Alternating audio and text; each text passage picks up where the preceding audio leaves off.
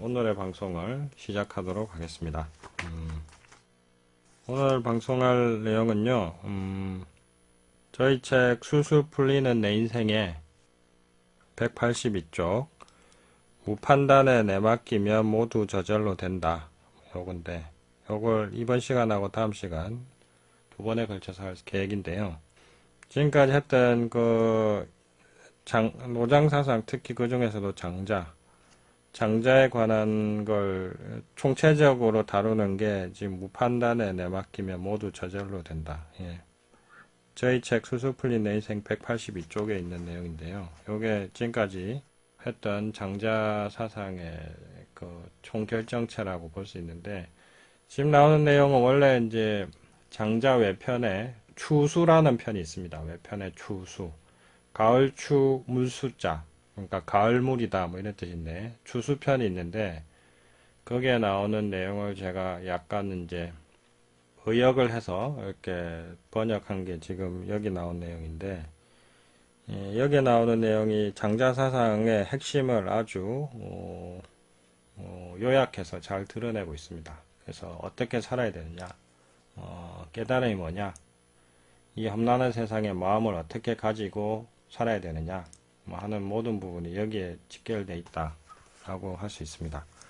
원래 장자는 내편, 외편, 좌편 뭐 이렇게 1, 2, 3부로 되어 있는데, 내편은 장자의 본인이 썼다. 장자 본인이 썼다. 그래서 에센스다. 뭐 이렇게 얘기할 수가 있고, 외편은 장자의 후학들이 쓴 것인데 장자의 사상을 잘 담고 있다. 뭐 이렇게 보고요. 좌편은 3부에 해당하는데, 3부의 좌편은 장자와 관련되지만 꼭 장자와 관련되는 사상인데 장자 본인이 쓴 것은 아니고, 그리고 여기저기 뒤섞인 것들이 많다. 그래서 좌편이다. 뭐 이렇게 얘기를 합니다. 그런데 이 추수편은 외편에 있으면서도 장자 본인이 쓴 것처럼, 장자 본인의 얘기인 것처럼 아주 핵심적인 장자의 사상을 잘 드러내고 있기 때문에 오랫동안, 뭐 2000년 이상 동안 이 추수편은 많은 사람들에게, 장자를 아는 많은 사람들에게 상당히 유명했던 얘기입니다.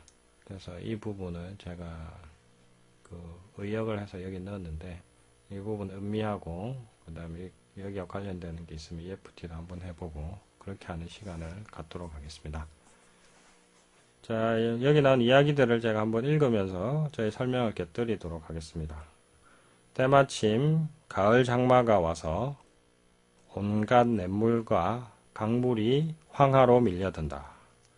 흙탕물이 넘실넘실 흘러넘쳐서 강 맞은편에 소가 소인지 말인지 구분이 안 될 정도다. 이에 황하의 신인 하백은 의기양양해져서 세상에서 자기가 최고라고 생각했다. 그러다 계속 동쪽으로 흘러 마침내 북쪽 바다에 이르게 되었는데, 가던 방향을 아무리 봐도 끝이 없었다. 하백은 그제야 멍하게 사방을 두리번거리다 바다의 신인 북해약을 보고 말했다. 속담에 하룻강아지 범 무서운 줄 모른다더니 제가 이 하룻강아지입니다. 겨우 하루살이의 식견으로 온갖 잘난 체를 다하다니 일찍이 예수의 사랑과 석가의 깨달음과 공자의 인도 우습게 아는 사람이 있다는 말을 듣고 도저히 믿기지 않았습니다. 그런데 지금 저는 세상의 그 누구보다도 당신이 훌륭하고 헤아릴 수 없을 만큼 위대하다는 것을 이 두 눈으로 똑똑히 보았습니다. 제가 여기까지 오지 않았더라면 길이길이 대도를 아는 사람의 웃음거리나 될 뻔했습니다. 이 도입부가 상당히 절묘하고 멋집니다. 굳이 설명을 하는 게 오히려 사족이 될까 하는 생각이 들지만 한번 제 느낌을 말씀드리면은, 황하도 강 중에서는 제일 큰 강 아닙니까? 으스대고 있었는데 그 바다에 가서 보니까 바다는 황하에 비하면 또 장난이 아니죠. 그러니까 이제 황하가 바다의 앞에서 이제 기가 죽어서 굽신굽신 하는 거죠. 근데 이게 또 웃기는 게 처음엔 내가 최고야 웃으대다가 나보다 더 큰 바다를 보니까 바다 앞에서 다시 굽신굽신거리면서 당신이 당신이 최고입니다라고 이렇게 하는 그 전형적인 우리들 인간의 모습이죠. 북해약은 그 하백은 그게 참 재밌습니다. 나보다 작은 것을 보면 으스대다가 내가 최고야 이러면서 근데 나보다 큰 걸 보면은 어쩔 줄 몰라 하면서 아부도 하고 굽신거리기도 하는 이런 인간의 모습. 그런 전형적인 인간의 모습이 바로 하백에서 다 나오고 있죠. 그리고 이 하백이 의미하는 바가 뭐냐? 하백은 바로 우리들 보통 사람입니다. 눈에 보이는 큰 것, 작은 것들, 형상들을 보면 작은 형상들 앞에서는 작은 것들 앞에서는 막 으스대다가 나보다 큰 것 앞에서는 기죽고 또 굽신거리고 빌기도 하고 그런 어떤 지극히 평범한 인간의 모습입니다. 그런 하백이 아주 크다란 형상으로서는 가장 큰 바다의 신인 북해약을 만나서 이제 이렇게 얘기를 하는 겁니다. 아부하듯이 당신이 최고인 것 같아요. 뭐 이런 얘기죠. 조금 전까지는 막 비비대다 으스대다가 이제는 이제 기가 죽어서 비비대고 있죠. 예, 굽신거리고 아부도 하고 전형적인 우리들 인간의 모습이죠. 그러자 이제 북해약이 대꾸했다. 예.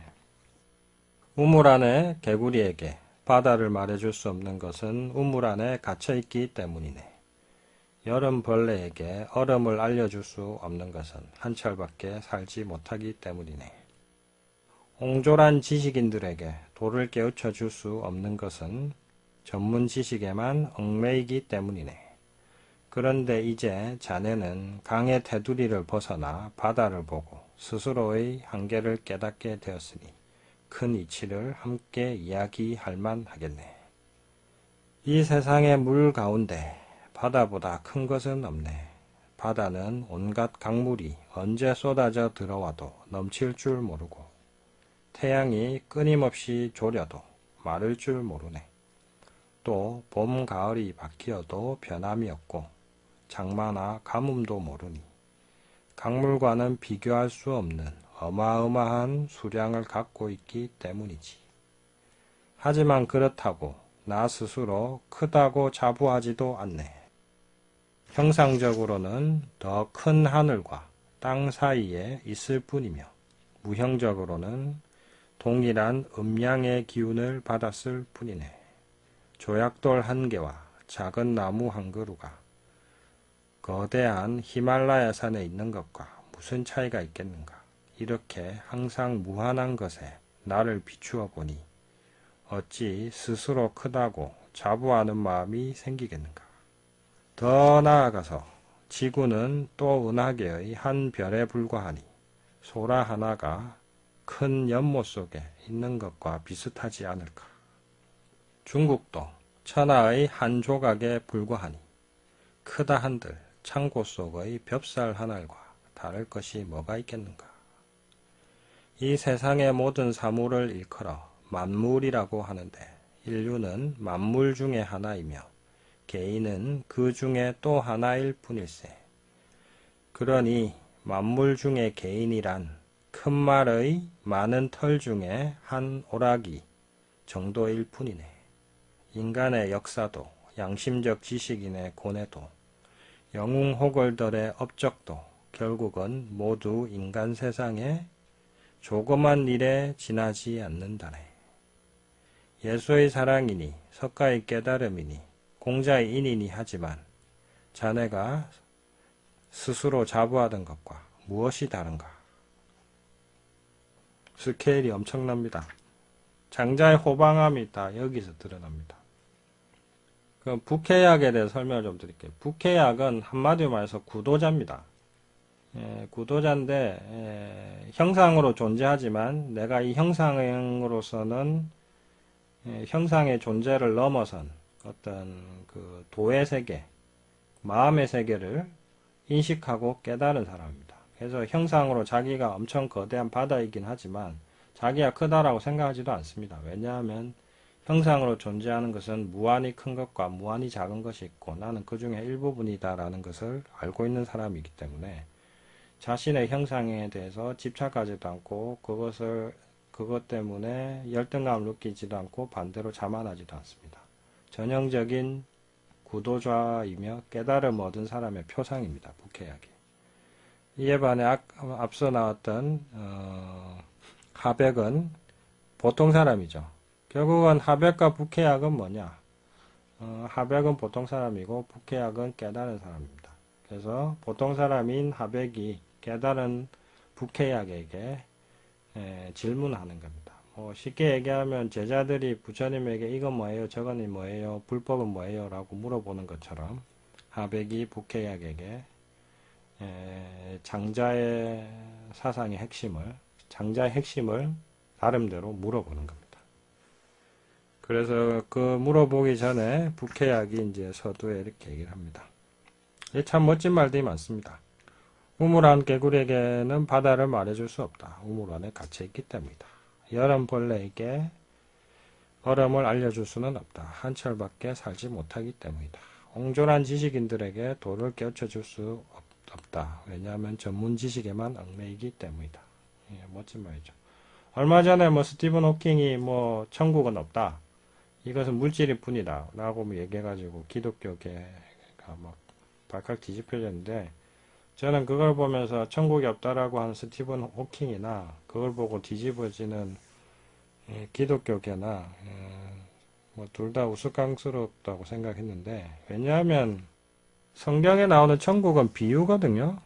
우주 저편 어디에 공간을 점유하고 있는 게 아니라 마음속에 있는 그 천국은 네 안에 있다라고 지금 나오는데, 마음 안에 있는 천국을 우주에서 찾는 스티븐 호킹이나 당연히 없죠. 우주에서 찾으면 공간을 점유한 어떤 게 아니라 마음속에 있는 건데 천국을.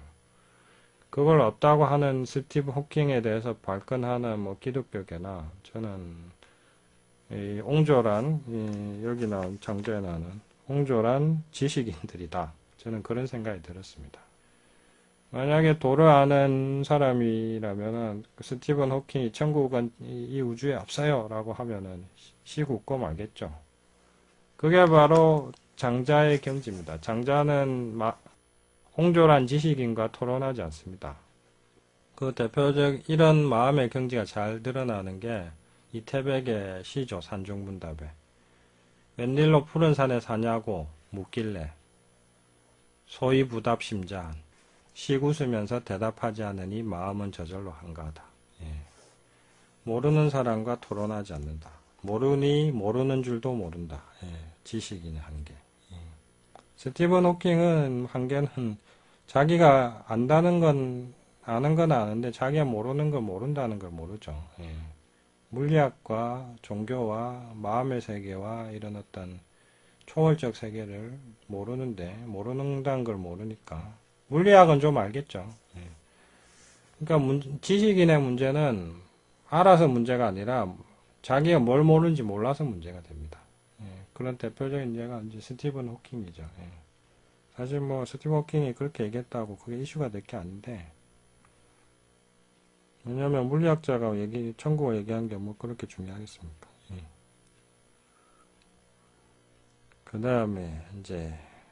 그 다음에 나온 얘기들이 참 어마어마하죠.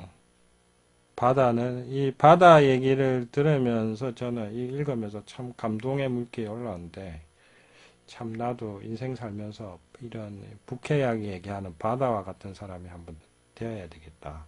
그런 멋진 사람이 되어야 되겠다라는 생각을 많이 하면서 이거 번역했었는데, 이거 가지고 한번 그럼 EFT를 해보시죠. 손날 좀 두드리면서, 이 세상에 물 가운데 바다보다 큰 것은 없다. 바다는 온갖 강물이 언제 쏟아져 들어와도 넘칠 줄 모른다. 태양이 끊임없이 졸여도 마를 줄을 모른다. 또 봄, 가을이 바뀌어도 변함이 없고 장마도 가뭄도 모르니 강물과는 비교할 수 없는 어마어마한 수량을 갖고 있기 때문이다. 하지만 그렇다고 나 스스로 크다고 자부하지도 않는다. 형상적으로는 더 큰 하늘과 땅 사이에 있을 뿐이며 무형적으로는 동일한 음양의 기운을 받았을 뿐이다. 조약돌 한 개와 작은 나무 한 그루가 거대한 히말라야 산에 있는 것과 무슨 차이가 있겠는가. 이렇게 항상 무한한 것에 나를 비추니 어찌 스스로 크다고 자부하는 마음이 생기겠는가. 이렇게 항상 무한한 것에 나를 비추어 보니 어찌 스스로 크다고 자부하는 마음이 생기겠는가.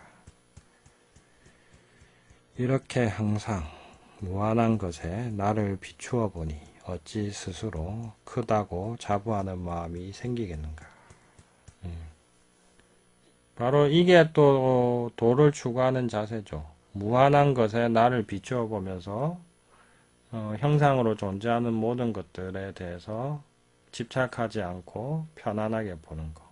예를 들면 저 사람은 돈이 많네, 차가 좋네, 이런 모든 것도 형상적인 판단이거든요. 저 사람 나보다 잘생겼네, 난 저 사람보다 키가 작아, 난 저 사람보다 뚱뚱해. 이 모든 게 또 형상적인 판단입니다.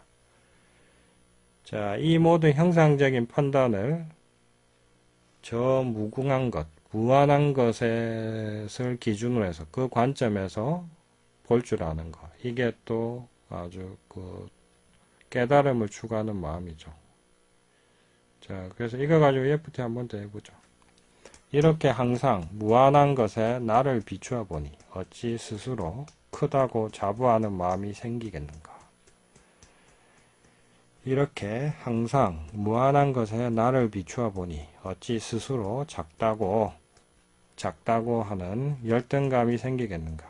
무한한 것에 나를 비추어 보니 작은 것도 없고 큰 것도 없고 모두 동일할 뿐이다. 그러니 크다고 자부할 것도 없고 작다고 열등감 느낄 것도 없다. 무한한 것 앞에서는 모두 작고 모두 동일하다. 그러니 작은 것도 없고 큰 것도 없다. 그러니 크다고 자부심 느낄 것도 없고 작다고 열등감 느낄 것도 없다. 자, 그 다음 얘기를 한번 이제 또 볼까요? 그러니까 이제 여기까지 하고 나니까 상식적인 인간인 하백이 또 질문을 하죠. 그러면 객관적인 관점에서 지구를 크다고 하고 털 끝을 작다고 하면 옳을까요? 이 객관적인 관점은 인간의 관점이죠. 인간의 어떤 인간이란 관점에서 볼 때 지구는 크고 털 끝은 작은 거 아니에요. 그건 객관적인 거 아니에요. 그러니까 상식을 얘기하죠. 인간의 상식적인 판단은 뭐 내 판단은 그렇다 하더라도 개인적인 판단은 뭐 그렇다 하더라도 나를 넘어선 인간의 상식적인 판단, 속세의 상식은 옳은 거 아닙니까? 이런 얘기죠. 그러니까 상식은 믿을 수 있고 따라야 되는 거 아닌가요? 이런 얘기죠. 그러니까 부케약이 또 얘기를 합니다. 깨달음을 추구하는 부케약이 과연 그럴까? 만물의 크기가 무한대에서 무한소까지 한계가 있을까? 시간이란 영원한 흐름이니 그침이 있을까? 인간의 판단이 완전 무결하여 불변할 수 있을까? 사물의 모든 처음과 끝이 영원히 고정된 것일까? 그래서 큰 지혜가 있는 사람은 항상 만물의 양극단을 모두 살핀다네. 사물을 멀리도 또 가까이도 보아 작다고 업신여기지도 크다고 자랑스러워하지도 않네. 크기가 양단으로 무한함을 알기 때문이지. 찰나와 영원을 하나로 알아 일이 멀었다고 답답해하지도 일이 촉박하다고 조급해하지도 않네. 시간은 영원하다는 것을 알기 때문이지. 사물은 성세를 반복한다는 것을 알아 잘 된다고 기고만장하지도 안 된다고 의기소침하지도 않네. 인간의 판단은 일시적이란 것을 알기 때문이지. 생사를 빚어내는 근원을 깨달아 살아도 죽어도 안달함이 없네. 모든 끝이 다시 새로운 처음이 됨을 알기 때문이지. 인간은 아는 것보다 모르는 것이 훨씬 더 많네. 살아보지 못한 시간이 살아본 시간보다 훨씬 많네. 작은 그릇에 더 큰 것을 담을 수 없는 법이니 인간들은 자신의 삶과 지식에만 구애되어 결국은 어떤 것도 제대로 이루지 못하네. 자, 그러니 털끝이 정말 작고 지구가 정말 크다고 할 수 있을까? 더 나아가 객관적으로 크고 작음이 존재한다고 하겠는가? 참 멋있습니다. 그럼 여기 나오는 내용을 가지고 뭐 EFT를 한번 해볼까 합니다. 자, 손날점 두드리면서 지혜가 있는 사람은 항상 만물의 양극단을 모두 살핀다. 사물을 멀리도 또 가까이도 보아 작다고 업신여기지도 크다고 자랑스러워 하지도 않는다. 크기가 양단으로 무한함을 알기 때문이다. 찰나와 영원을 하나로 알아 일이 멀었다고 답답해하지도 일이 촉박하다고 조급해하지도 않는다. 시간은 그저 영원하다는 것을 알기 때문이다. 사물은 성세를 반복한다는 것을 알아 잘 된다고 기고만장하지도 안 된다고 의기소침하지도 않는다. 인간의 판단은 일시적이란 것을 알기 때문이다. 생사를 빚어내는 근원을 깨달아 살아도 죽어도 안달함이 없다. 모든 것이 다시 새로운 처음이 됨을 알기 때문이다. 인간은 아는 것보다 모르는 것이 훨씬 더 많다. 살아보지 못한 시간이 살아본 시간보다 훨씬 많다. 작은 그릇에 더 큰 것을 담을 수 없는 법이니 인간들은 자신의 삶과 지식에만 구애되어 결국은 어떤 것도 제대로 이루지 못한다. 자, 그러니 털끝이 정말 작고 지구가 정말 크다고 할 수 있을까? 더 나아가 객관적으로 크고 작음이 존재한다고 할 수 있을까? 이걸 보면서 하나 떠오르는 게 있습니다. 제가 2008년도에 미국에 처음 갔었는데 그때 그 샌프란시스코 공항에서 그 뉴멕시코주의 앨버커키 공항으로 비행기를 타고 가는데 3시간 동안 비행기 타고 가는데 3시간 동안 사막만 보이더라고요.